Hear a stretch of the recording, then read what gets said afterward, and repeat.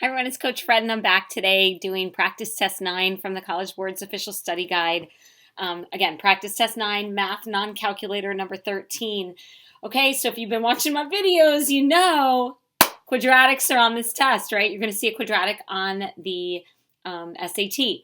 And so if you haven't, or you're uncomfortable, or you practiced and you got this wrong, you should go back to the equivalent quadratic functions video in my SAT topics videos. So here we have a parabola, right? And we can see we have a vertex and we have 2 points, symmetrical points on the graph. And it says the graph of the function in the xy plane above is a parabola. Which of the following defines f?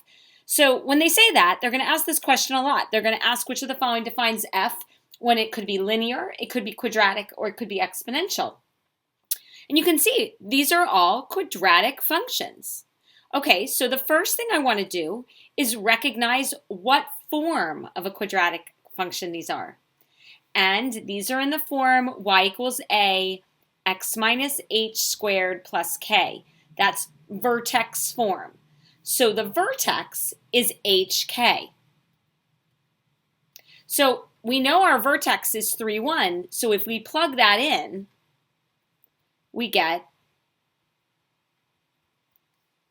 so that helps me eliminate, okay? I can get rid of B and D, okay? So now I have to decide, all I have to see is if there's an A value of 1 or if there's an A value of 4. Well, how do you do that? Well, one way would be to use one of the points on the graph.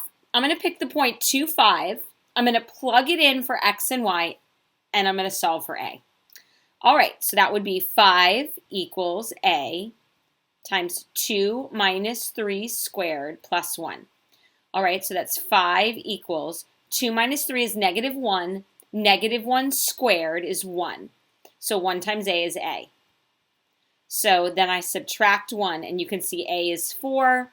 So therefore, my answer is a. Now, another thing that a lot of you might see, though, is that this graph is the parent function was vertically stretched, meaning pulled closer to the y-axis. So it couldn't have an a term of 1. It had to be 4. That's another way to actually quickly decide that.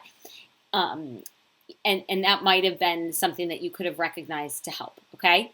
All right, hopefully that was helpful. But again, if you did not get this right, you should go back to the 3 equivalent forms of a quadratic function for the SAT. Have a great day, guys.